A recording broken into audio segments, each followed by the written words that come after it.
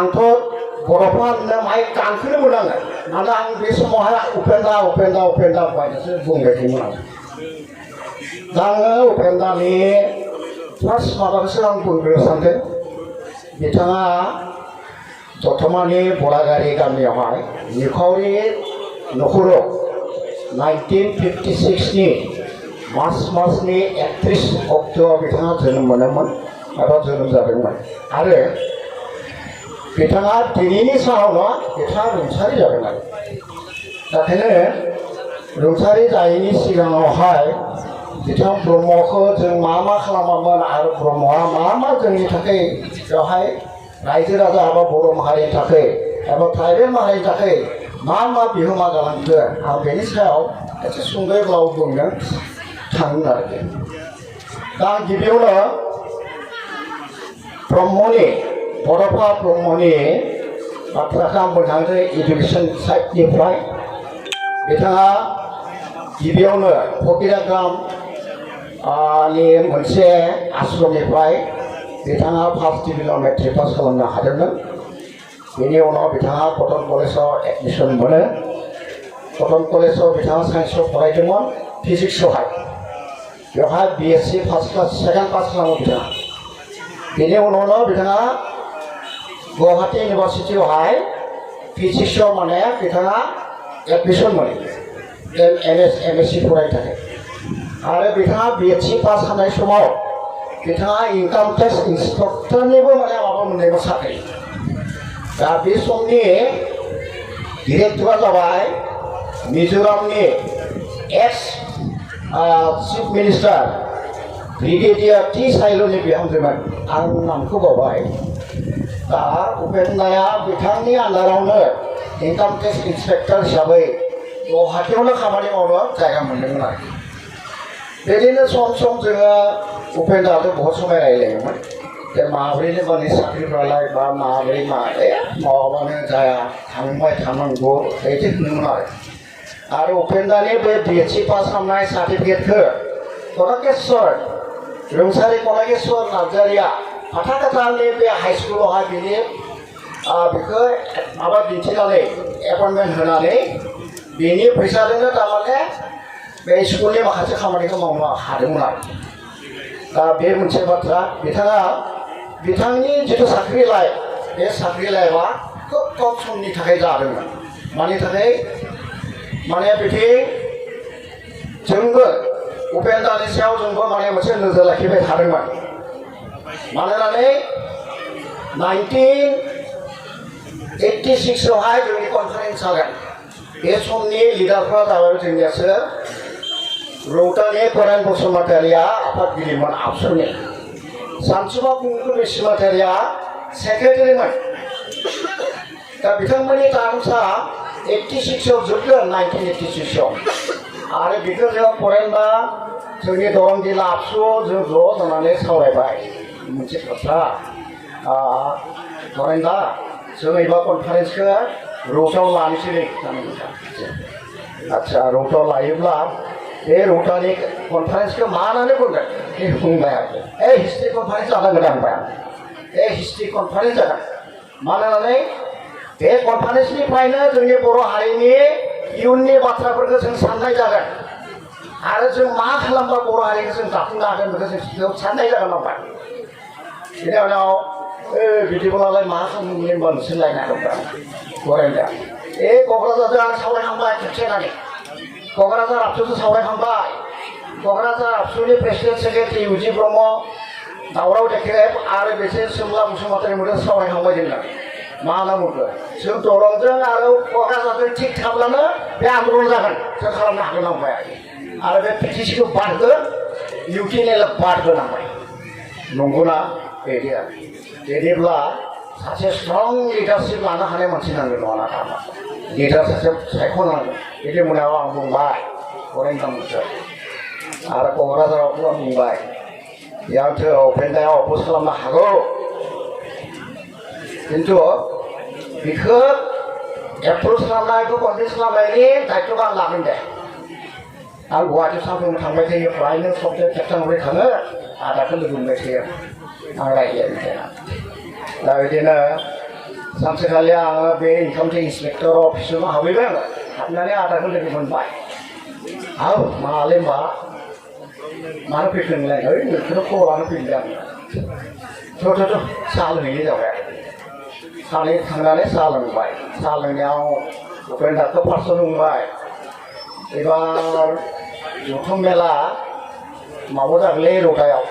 रौता सारियाल'जों खुंनो थाखाय लाबाय होननानै नंगौना बिदिबाथ' बहुत मोजां बाथ्रा जों सानदोंलै मोनसे बाथ्रा माने बे कनफारेन्सखौ जों मोजां जाफुंहोगोन आरो गोदान मोनसे स्ट्रं माने मावफुं आफाद इउटिलिटि बडिखौ जों दाफुंगोन होननानै बहायना आदाया गोसो लाखि नांबाय आरो दे जागोन दे आंबो सम मोनोबा फैगोन दे कनफारेन्सआव जाबाय आरो बेखि जोंसो टारगेट बानायनानै बिनि सायावहाय बेखौनो जोंनि आफादगिरि बानायगोन बे खोथाखौ बुंथ'वाखै बेनि उनाव सानसेखालि थारमाने कनफारेन्सनि डेटखौ मावला मा खालामगोन खालामा बे खोथाखौ लानानै जोङो फरेना आं महेश्वर बसुमतारी आं बे समाव दरं जिल्ला आबसुनि आं प्रेसिडेन्टमोन महेश्वर बसुमतारी रौता बिथाङा रुंसारि जाबाय बिथाङा जेनेरेल सेक्रेटारिमोन बेनि उनाव बिदिब्ला हेरि खालाम माब्रै खालामफैयो माब्रै रायज्लायदों आं ओइ उपेन्द्रनि खोथाखौ माहाय बुंफैयो बेखौ आं लिडारशिप लानांगौ होनना बे खोथाखौ बुङाखै होननानै आदसा नों मोनसे खामानि माव उपेन ब्रह्मनि बे फाइनेल परिखा मावब्ला जोबगोन एमएससि फाइनेल परिखा बिनि तारिखखौ लाना फैदों होननानै बेनियाव सानसे थांबाय आङो थांनानै माय आदा नोंथ' कनफारेन्सआव थांगोन होनना बुंदों नोंनि परिखा जोबनायनि डेटखौ जोंनो नांगौ मावब्ला जोबगोन जोबा बेखौ नांगौ जाबाय दे मोनसे बाथ्रा बाखिफोरखौ नाङा नोंनि लास्ट परिखानि तारिखखौल' जोंनो होबानो जाबाय लिरना हरबाय बे ओइदिनखालि आंनि परिखा जोबगोन जाबाय बे जुलाइनि 26 तारिखआव बिनि परिखा जोबगोन आरो 26 ना 27 19 माबानि आरो 86नि बेनि उनाव आं सानसेखालि आरो थांबावबाय 1985आवहाय बेदिनखालि सानैजोंनो गुवाहाटीयावसो बेरायदों बेदिनखालि राजीव गान्धीया आफ्टार आसाम एकर्ड बिथाङा जज फिल्डआवहाय मिटिं जानो फैदोंमोन बेवहाय सानैनो थांबाय थले राजीव गान्धीखौनो जों नायनोसै मा भाषण होयो खोनासंनो होननानै थांना नायबाय फिल्डआव सासे मानसि गैया आरो गम मोनबाय आसुआ थारमाने बे रेलिखौ बयकट खालामदों होननानै बिदिनोखाय आङो ब्रह्मखौ बुंबाय आदा आं थांनि सोलिनाव नोंनि परिखानि माबाखौ लाबाय आङो डेटखौ नोंनि बे डेट मथेनो जोङो कनफारेन्सनि माबाखौ लानोसै डेटखौ लानोसै होननानै बे हिसाबै थारमाने जों रायज्लायनानै डेटखौ जों बानायबाय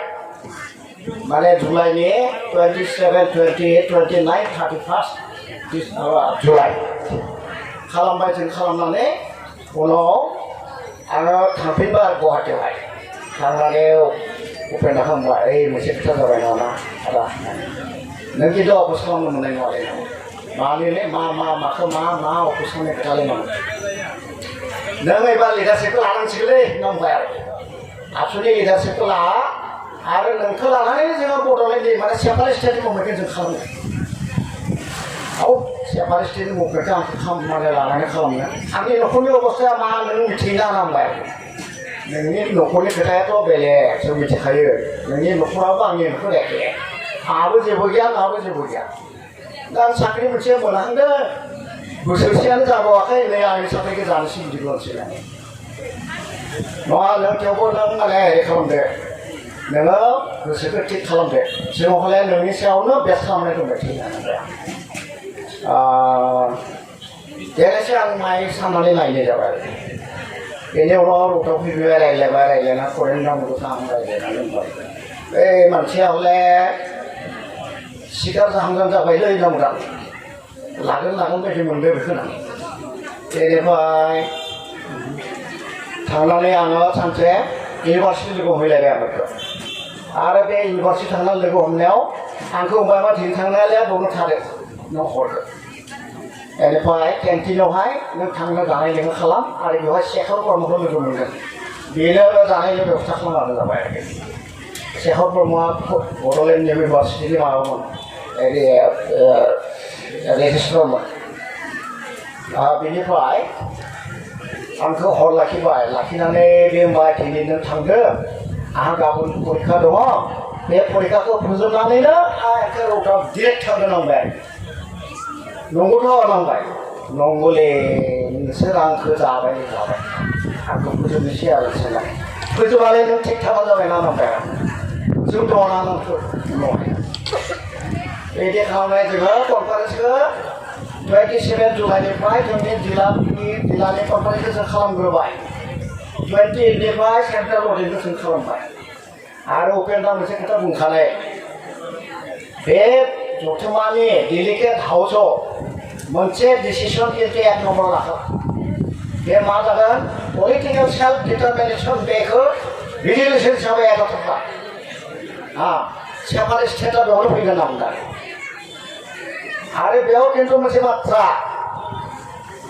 जोंखौ अपोज खालामनाय ओंखारगोन बिथां बुंबाय सोर ओंखारगोन नांगोन बे पिटिसिजों बेक जाना थानाय माखासे आबसु नेताफ्रा जोंखौ अपोज खालामगोन जोंथ' मिथिखाबाय बे समर ब्रह्म चौधुरि खालामगोन सरन नार्जारि